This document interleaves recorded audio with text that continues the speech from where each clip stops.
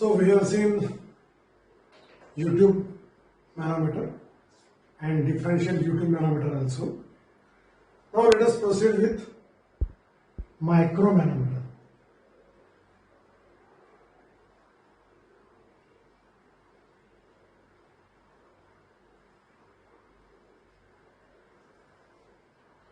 Now this is a sensitive kind of manometer.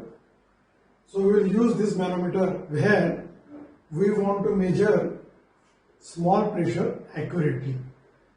So if we want to measure small pressure, then with the conventional YouTube manometer that we have seen just now, the deflection will be very small, and if we commit some mistake in measuring the displacement, then it will lead to a greater percentage error in the result. That's why, in order to make it more sensitive, we will make some arrangement so that this small pressure can cause higher displacement of the manometer fluid. Of course, we are going to use mercury, which is the best manometer fluid, but it is higher in density, specific weight. So, in YouTube manometer, if the pressure is small, then the deflection of mercury level will be also be small. So, we will have a special arrangement as shown in this figure. We will attach a bigger area like this, a basin, right? And from here we will attach a U-tube, as was the case in previous situation.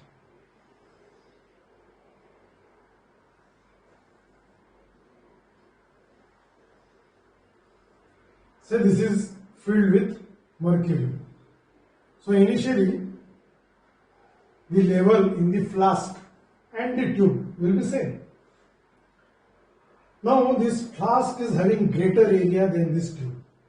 Let us say this area is A1 and or rather A, and this area is small.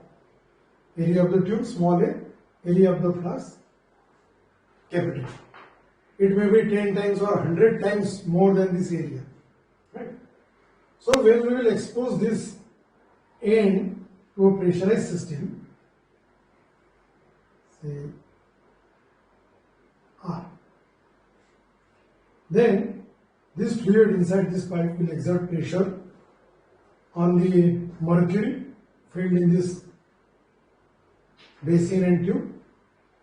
So there will be a small deflection as pressure is small. So this level will go down by a small height dh. Initially this was the level. Now it goes down by dh. So the volume displaced from this basin is equal to A into dh. This volume will automatically go into this tube, and here you can find a big increase in the level of mercury in this tube. Let us say as compared to the initial level, this height is h. So this volume which is displaced in this tube, if we equate it, so the formula becomes A into dh, this much volume, is equal to small a into h, this much height. So this much volume flows into the tube, it occupies this much height. From this equation we can calculate this h is equal to A by A dh. So dh is very small, and you can see here A by A ratio is this A is much higher than this small a, and that's why you will get greater deflection in this link. So we will now say this is the mercury. So this is the new level. This is the liquid in the pipe. It has exerted the pressure on the manometric fluid. Of course, don't forget that these liquids are immiscible. They don't get mixed with each other. Otherwise, we cannot use this as a manometric fluid. So these are necessarily immiscible. So again, now we can apply the same principle over here. So from this line, we will, if the pressure here is PR. Now we will try to write the equation in the form of energy. So pressure energy here is say PR at this point. Now we are going down by distance say h1. It is having specific gravity S1. Okay, but this is a liquid which is having specific gravity S1 and hence specific weight W1. So we are going down. So at this point there is liquid, but then it displaces the mercury level downwards. So it will take up to this position. Right?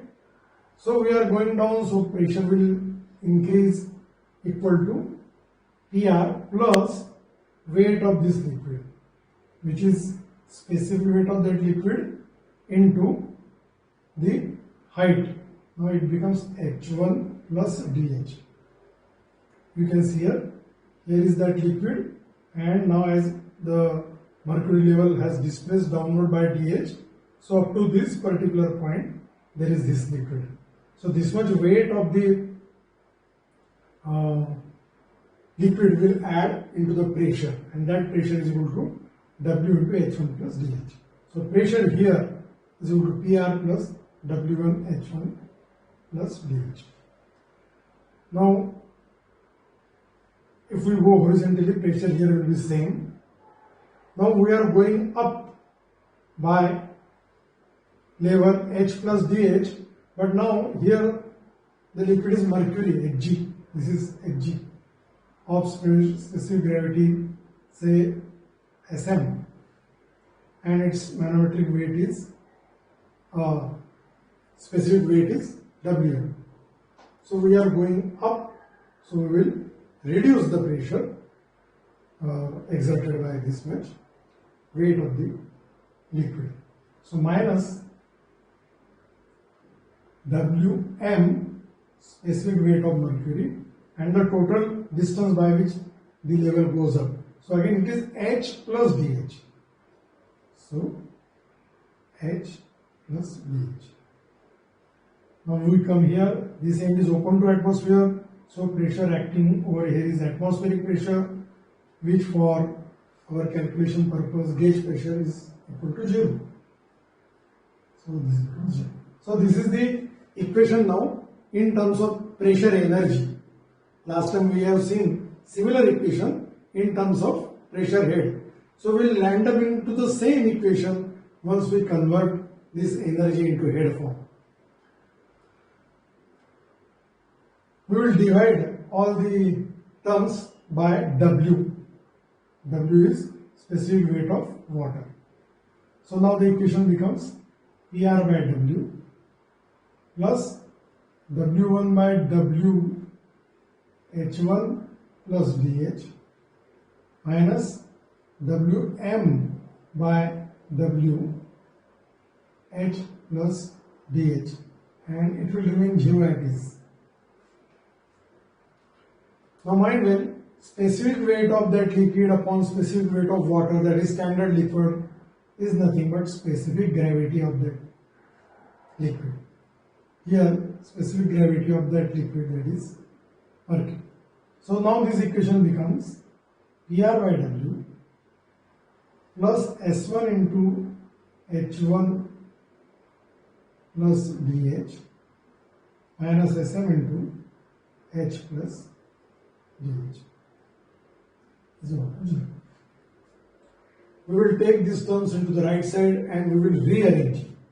So it becomes PR by W is equal to, this will become plus term and this will become minus term. So SM into H plus SM into DH. So both these things will become positive and both this term will become negative, minus S1 H1 and minus S1 BH. Here we will write, instead of H, let us say we will call it as HM, that is height of Mercury. So here I will make it as HM.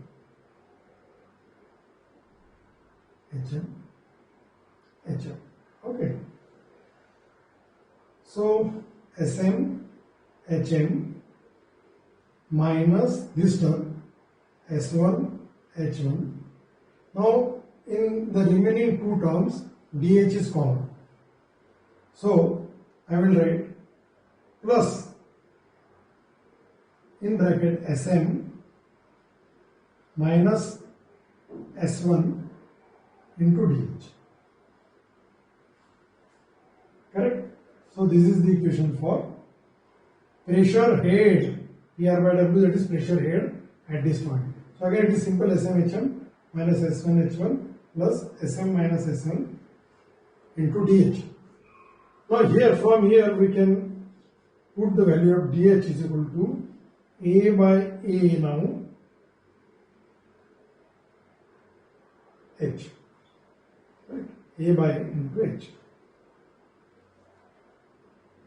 Here it was HM, we made it HM, so A by HM. So A by HM. Now see, this small is the numerator and capital is the denominator. So this total fraction is going to be very, very small, because A by A ratio is 1 by 10 to 1 by 100. This ratio can be 100 times this ratio. So, and it is then DH, so it is very small. So sometimes you can neglect this term also. If you neglect this term, then this becomes the formula. So pressure head at this point SMHM minus S1H1, right? Or if you want to, if you know the area ratio and all the parameters, you can add this term also, SM minus S1 into DH.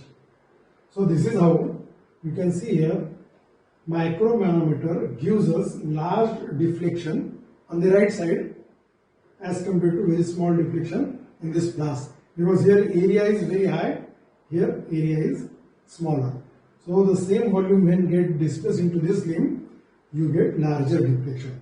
So there will be less error in measuring the greater deflection, and that's why the smaller pressure can be measured more precisely with this particular arrangement.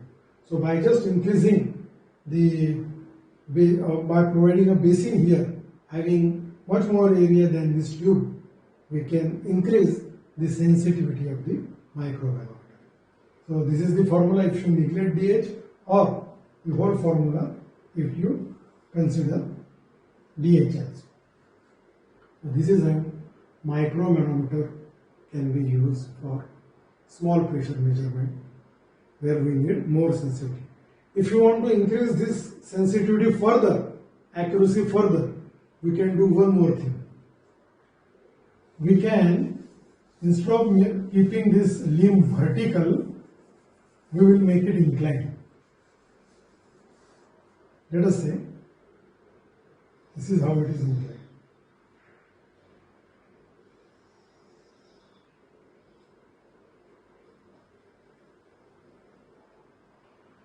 Now see here, after deflecting the mercury from this flask, the increasing level is up to this thing, right? Now for calculation purpose, we will always consider this as a rise in height, because it should be in vertical direction. So this is our HM. But now see, you have to make measurements from this point to this point. If it is L and this angle is theta, then sine theta is equal to opposite upon hypotenuse. So HM by L, or HM is equal to L sine theta. So you will measure this distance, which will be furthermore, as you have made the tube inclined, it is going to achieve the same horizontal level as it was in the previous case. But the deflection will be more because it is on the inclined side. So you will measure actually this, and hence there is less possibility of or any error also takes place. The percentage of error will be very, very less. So you will calculate L, and with this formula you will find out HM, and again formula is going to remain same. So you will put this value here. So now you are getting still further more deflection, and the sensitivity is further increased. So with inclined leg, the accuracy of the manometer can be further increased. So instead of HM, you will have to calculate HM with this formula L sin theta. You need to know this angle of inclination, and you will measure this actual deflection. So this is how the vertical manometer, this is vertical manometer, and inclined manometer can be used for sensitive pressure measurement or low pressure measurement. This can also be used as a differential pressure measurement. This can be used for differential pressure measurement. So the other end can be connected to another flask like this in which is connected to another system or same pipe but at another location, and this can be connected together. So you can apply similar principle over here, and this micromanometer can be used as a differential micromanometer. You can read further on this particular point. We are not going to cover in much detail. Rather, we will see another category, and that is inverted U-tube manometer. Inverted. So the name itself indicates that there is change in the construction and the manometer is now inverted. So there are two systems like this. There are two systems having pressure, say A and B, and we want to measure the pressure difference, which is going to be very, very small. So we want to measure it accurately. Of course, we can use differential U-tube manometer consisting of mercury, but as the pressure difference is small, there will be very small deflection in the mercury level, and if you commit some error in taking the reading, the error will be on the higher side when you talk about the pressure difference. So in such cases, we will use, of course, U-tube manometer, but in inverted condition, and there is no manometric fluid like mercury. Rather, we will be using air as a manometric fluid. So see again, this is that system B. Here it is this system A.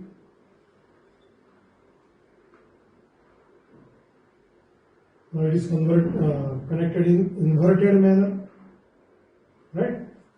So whatever is the pressure of that liquid of specific gravity, say S1, so this liquid will rise into this level as per the pressure value. Say it comes up to here.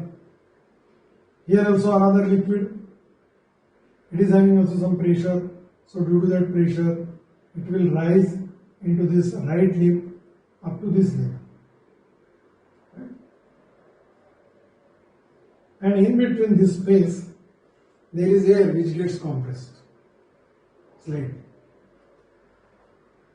and air having very small specific weight as compared to this manometric fluid, so you can neglect the specific weight of air. Again, you can apply the similar principle. Say for example, this height is h1, this height is h2.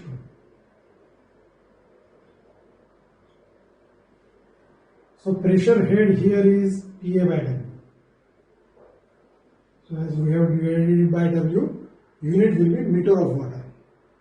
You are going up, so as you go up, pressure reduces. How much? By this much height.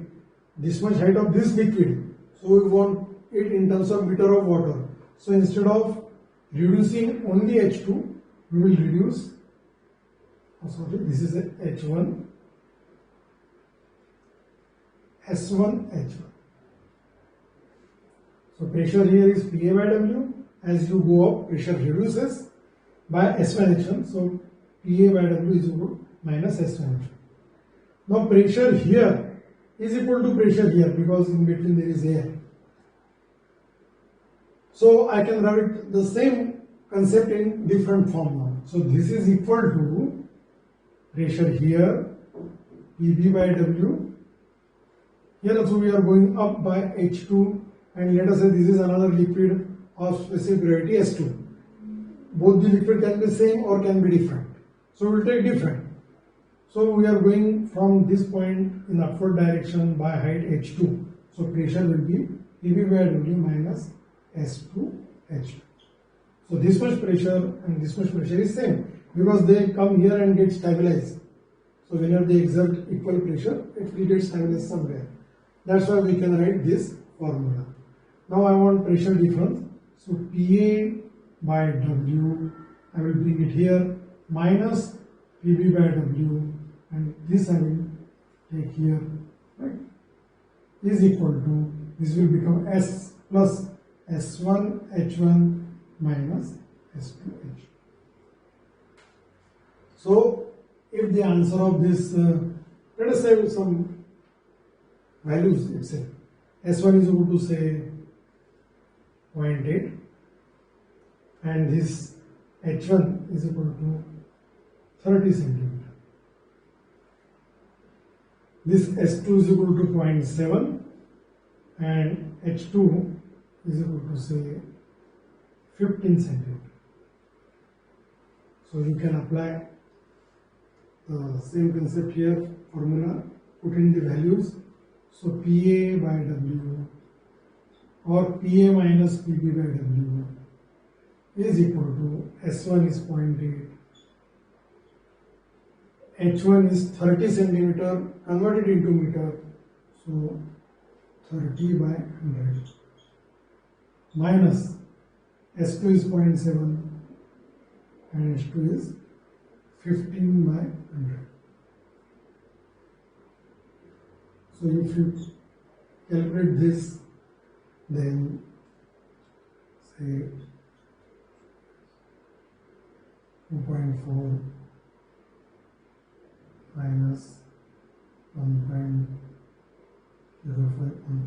10.5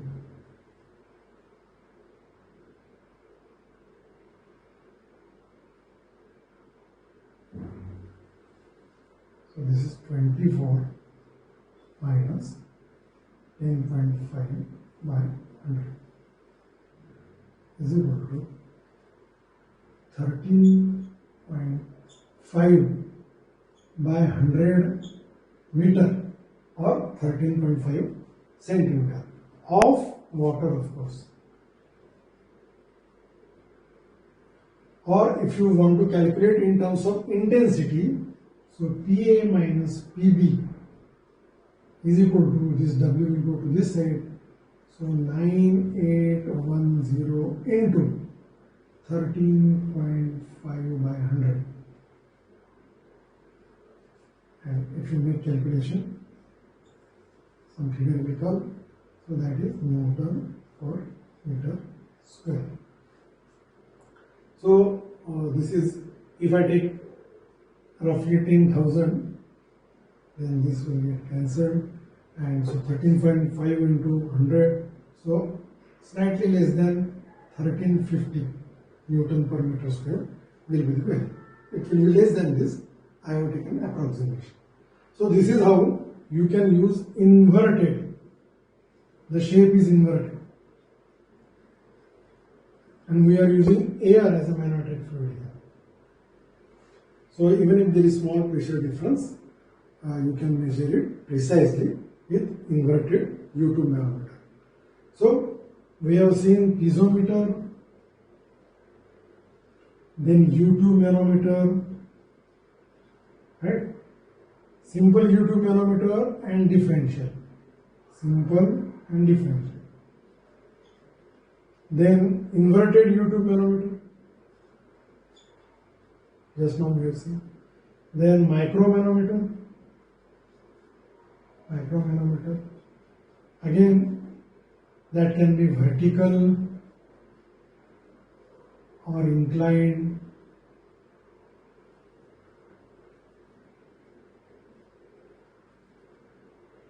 And even that can be used as a differential manometer also. We have not seen the details, but that also can be used as a differential manometer. So these are the different varieties in manometers with the help of which we can measure from very small pressure to high pressure, or pressure difference which also varies from very small to very high. So that's all about the manometers in this session.